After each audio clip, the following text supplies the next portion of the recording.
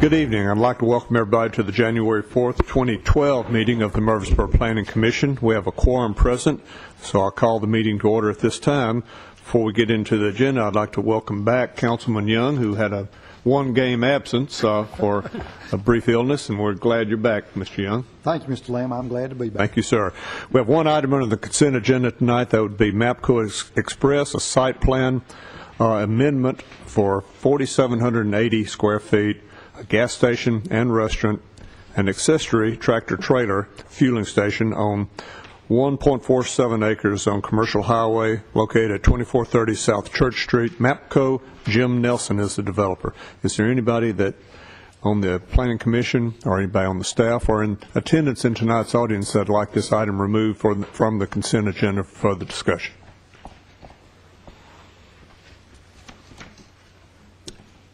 Nobody? If not, we're ready for a motion. Move for approval of the consent agenda. Second. All in favor say aye. Aye. All opposed. Motion carries. We have 3 public hearings scheduled this evening, the first of which is a rezoning request for property along Alexandria Drive and Florence Road, consisting of approximately 3 acres from Office General to Commercial Highway. Howard Spain is the applicant. Ms. Ely, I presume? That's right. Thank you. Our first public hearing this evening is for property that's located just north of the city's mulching facility, which is zoned HI, heavy industrial. To the north of the subject property are some developed county subdivisions developed with single-family houses that are zoned R15 in Rutherford County. The property is located along Alexandria Drive and Florence Road, and you can see that from the map that's on the screen before you. The property is just a little under 3 acres, and it was annexed in 2005 and zoned OG, General Office District, simultaneous with the annexation. The property owner has marketed this property for several years under that OG zoning, has been unable to find someone interested in developing the property. So he's coming before you today with a request for you to change that OG zoning, that office zoning, to CH, which is Highway Commercial District. The OG zone would require a 10-foot type B buffer along the adjacent residential lots. However, if you did change the zoning to CH, that buffer that's required would increase to type D buffer, which would be 15 feet wide. So if you do decide to rezone this property to Commercial Highway, you would also be increasing the minimum required buffer yard that would be adjacent to those single-family homes. The applicant is in the audience this evening and prepared to answer any questions you have. Other than that, you should conduct a public hearing before considering rezoning the approximately 3 acres from the OG zone to CH. If you have any questions, I'll be glad to answer them before or after the public hearing. Ms. Ely, I have one question. Going from the 10-foot buffer to the 15-foot buffer, is there any difference other than the 5 feet? It's increase in size and increase in the amount of plant material required. Okay, so the density of the plant material required is greater? It is. Okay. Any other questions? If not, before I open the public hearing, if you've not attended one of our public hearings before, we'll open the public hearing. Invite anybody to come forward to the microphone that would like to speak. Please come to the microphone and give your name and address, and try to hold your comments to no more than 3 minutes if possible. All that being said, I'll open the public hearing at this time. Ask anybody to come forward who would like to speak.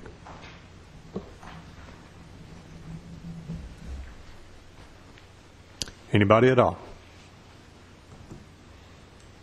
If not, I'll close the public hearing. Any questions or comments from members of the Planning Commission? I have a question, Mr. Yes, Lamb. Ms. Ely, the 2 lots that are on Polk Street, are those residential? They are. Okay.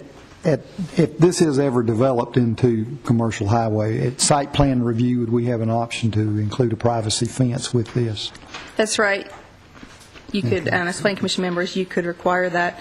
And also the applicant may want to install a privacy fence because that could decrease the amount of plant material required to put in.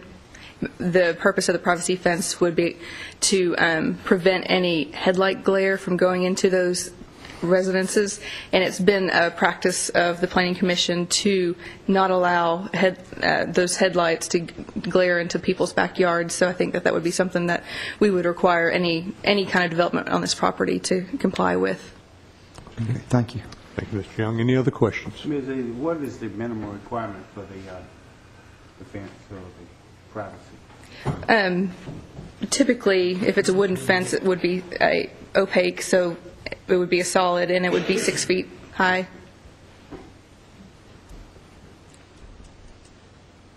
Any other comments or questions? If not, we're ready for a motion. Chairman Land, I'll make a motion that we approve, subject to all staff comments. Second motion. All in favor, say aye. Aye. All opposed? Motion carries.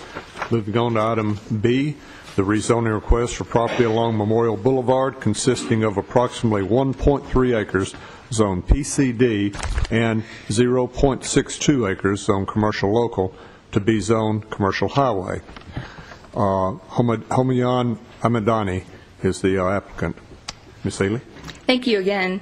The properties that we're considering rezoning this evening are located along the eastern side of Memorial Boulevard, south of Compton Road, and you can see them identified on the map in 3 colors.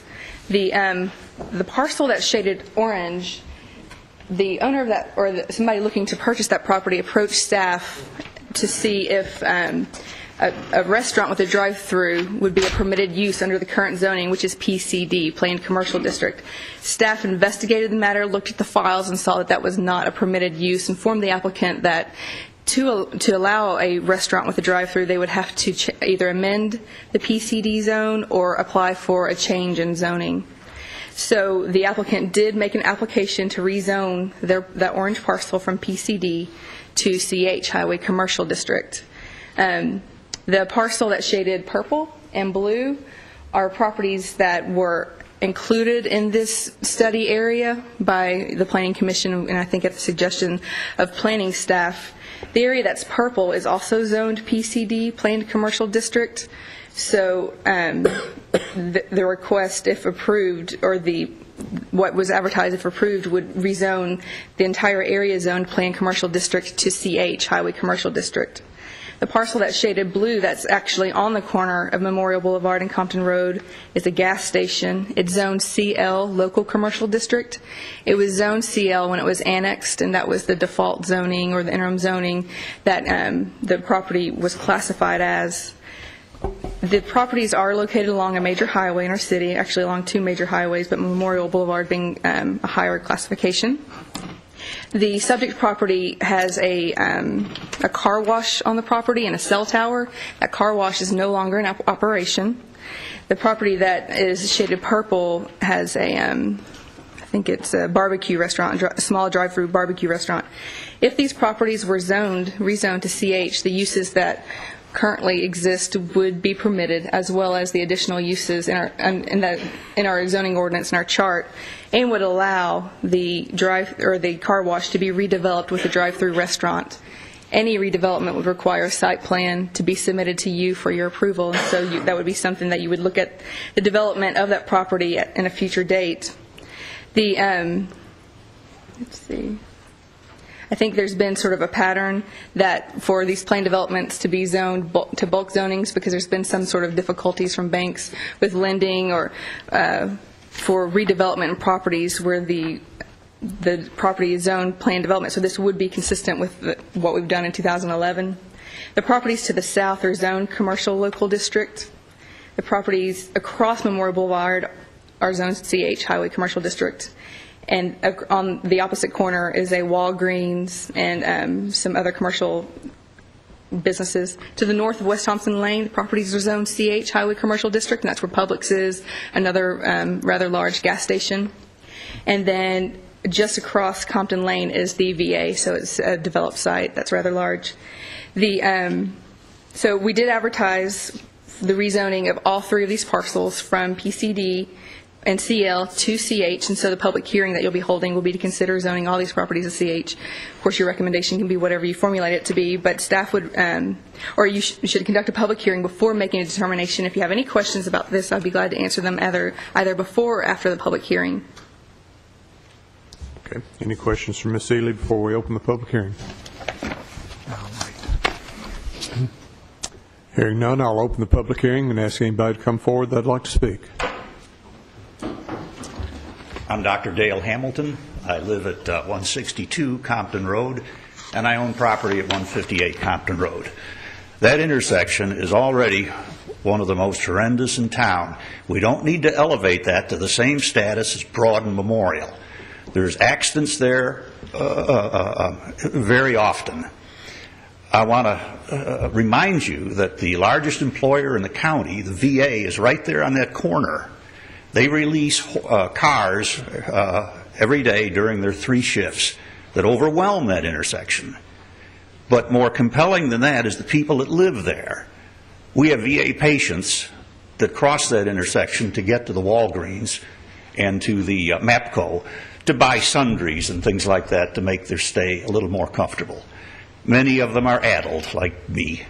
And to make that intersection like Broad and Memorial, we'd be killing some of them. So I hope that the council will keep that in mind. I'm sorry if that won't further the profits of Mr. Armati, but we've got to consider the people that live there and our temporary neighbors, the veterans. Thank you, Doctor. Anybody else? Nobody? Close the public hearing. Question. Yes, sir. Ms. Ely, the properties across the street from the, directly across the street on Memorial Boulevard, what are they zoned? Properties directly across the street are zoned CH, Highway Commercial District. That's the zoning district that the application is before you tonight as well. Okay. Is there other commercial highway zones up and down Memorial Boulevard? It is consistent. Is it consistent? Yeah, it is. There are other CH zones along Memorial Boulevard. Okay. Thank you. Any other questions? From a traffic standpoint, having a drive-through type restaurant there, Mr. Adelot, there's a little barbecue place there that does have a drive. Basically, it's a drive-through only that's in the little purple shaded area, if I'm thinking of the right You are thinking place. correctly. Yes, sir. As far as getting in and out of this site with the capacity of a drive-through, how do you view that? Well, in some respects, the vehicle wash is already a drive-through service, That's true. and right now it's closed. It just is worn out its useful life, and the other car washes have made it obsolete. So that's really the impetus for this application. I almost view this particular request as traffic neutral because it's a food service. People are going to be looking for food somewhere. McDonald's is already congesting the road somewhat. This will allow for another opportunity. The car wash, when it was operable, how many bays did it have? And I'm going to go from memory here. I think they've got 2 automatic bays right now, and I think there are 5 or 6 of the self-service. So that's 6 to 8 potential cars if there are people watching close at the same time trying to get in and out of there. When it was operable as a car wash with a drive-through, you've got one at a time trying to exit. That is correct. And I'm going to point out the obvious, and that is that they don't have coincident or the same peak hour impacts. Vehicle wash, it's probably not going to have a very high evening peak, particularly the manual users. Lots of times we see them really back up during times after snowstorms or after in the summertime. The manual users are more of a summertime phenomenon. The food service would probably be a more year-round type use, and it would probably peak out in the it would probably be an evening, a PM peak type use. And we're talking about a drive-through restaurant because that's what's been suggested, but other things would be allowed if the zoning is approved. If that doesn't work out, can you give some examples of what those would be? As a commercial highway, and it allows a very broad range of uses, the same types of uses we see on Broad Street and Memorial Boulevard to the south. Everything from offices to storage to a vehicle wash to a convenience market.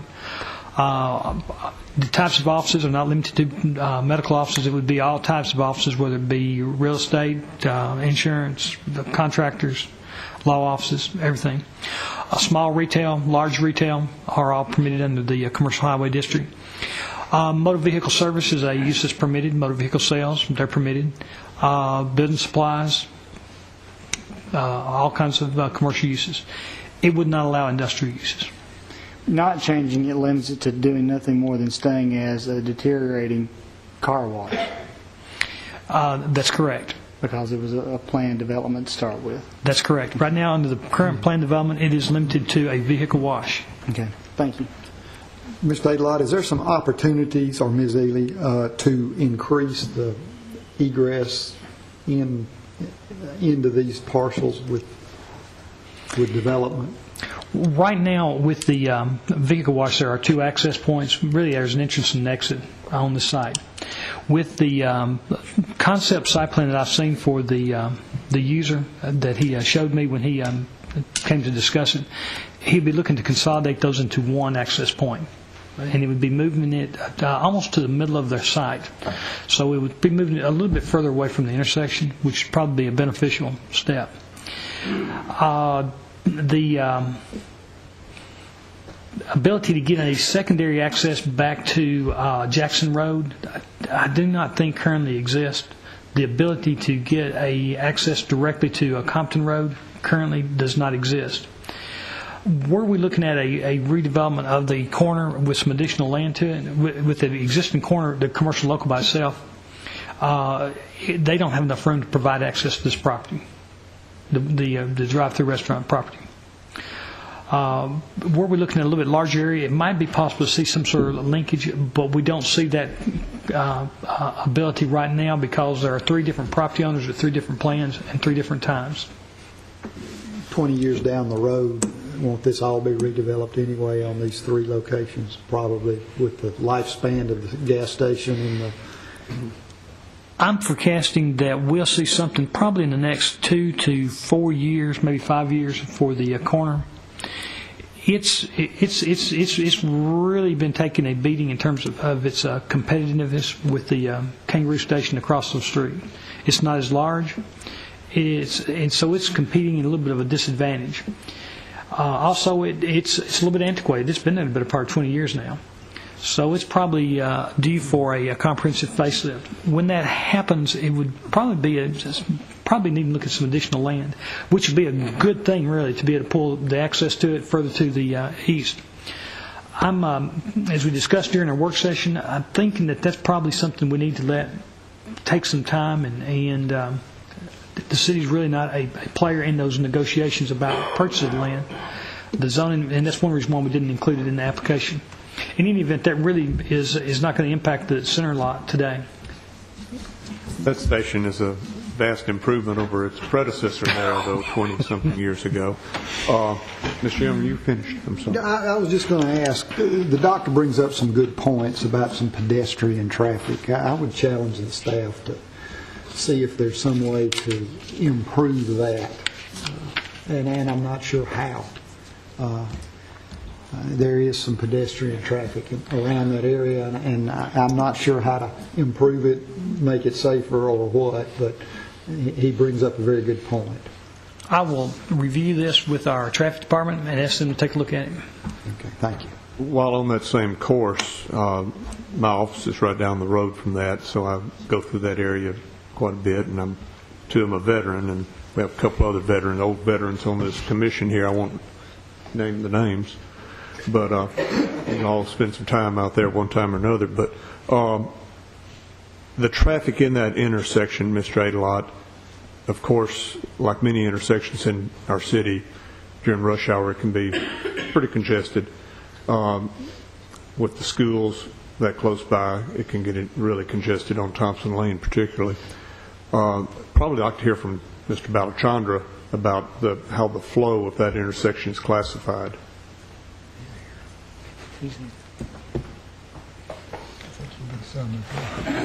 You know, it may be something he wants to do a little research. He could report back maybe a little bit more effectively at our next meeting, and he'd be glad to discuss it with you after he's had a chance to look it over.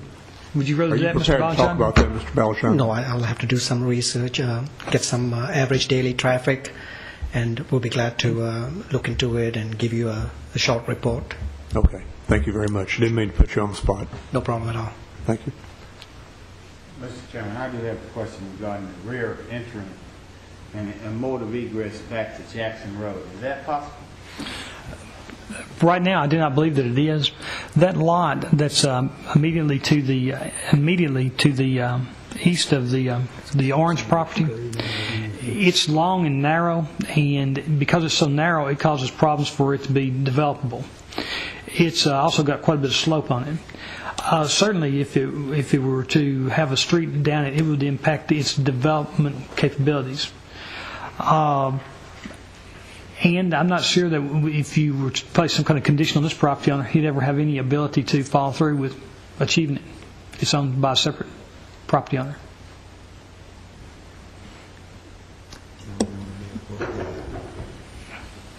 Any other questions? If not, we're ready for a motion. Well, I'll point out, since you have asked for a report from Mr. Balchandran, I think it's possible that you could defer for one meeting if you would like to, and certainly be within the time frames for taking action. Or you can make a recommendation to approve, and Mr. Balchandran's report would follow him to the City Council, or would follow this application to the Council if you recommend approval. If you recommend denial, well, then the applicant will have to come back at some point to either amend his plan development program or look for a different zoning classification that might work.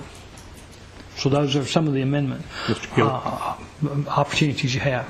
I would think the most appropriate thing, since we have asked for that information from a traffic engineer, to defer this until we get that information back so we can calculate that into our decision. I've moved to defer.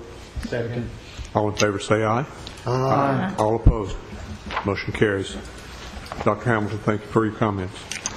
The final item under public hearing is the PSO amendment request for the Avenue, a program text amendment. Cousins Faisons is the applicant.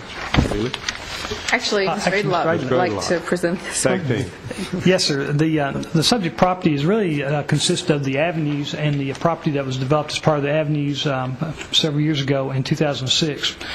As you are probably aware, but many of the public who may be watching are not, they are zoned as a PSO, which is Planned Signage Overlay District, which gives them the ability to develop a program for signage that is comprehensive but deviates from the strict application of the sign ordinance that otherwise would apply. The same with the Middle Tennessee Medical Center hospital campus, and the same with the Stones River Mall. This approach to signage regulation works on the large campuses. What we've got tonight is a program amendment. Although we have a map that shows the whole thing, it's really amending their program book that deals with the signage and how they're regulated. What we are looking at is to add a new type of signage that is not currently allowed in the avenues or at this point anywhere else in town. And it's what would be called a vertical sign. There are 2 pages from the criteria book or the program book that were included in your agenda materials, and the provisions that are being considered are marked in yellow. The first would be on page 4, and it says it really adds the language that, and this deals with for stores less than 20,000 square feet, no part of a wall sign shall be at an elevation higher than 25 feet above the average ground elevation along the side of the building on which the wall is installed, and this is added, except vertical signs whose center line does not exceed 25 feet above the similarly defined average ground elevation. And then we have another page that goes on with similar type of language that defines what these signs could do, how big they could be, the intent, the materials, the type of illumination, the placement, how high off the street, how low, or rather how far from the building, and etc. What we need to do tonight is to certainly to discuss it. If you have questions, we want you to understand what you're getting into and help explain it. And we have with us tonight Ms. Amelia Kerr, who works on a daily basis with these program books. Then after we are certain we have a good understanding, we need to conduct a public hearing. Then we need to formulate a recommendation to the City Council. I will tell you that the planning staff has met with the representatives of Cousins Properties. Mr. Josh Hall is present tonight. He is our representative who's been working on this. We like the sign. We've seen how it would apply. They've given us some examples of how it would work. we think it would be a very appropriate addition to the signage program in that development, the way they are proposing to regulate them. Okay. Before we open the public hearing, any questions of the staff or the developer? If not, I'll open the public hearing and ask anybody to come forward that'd like to speak.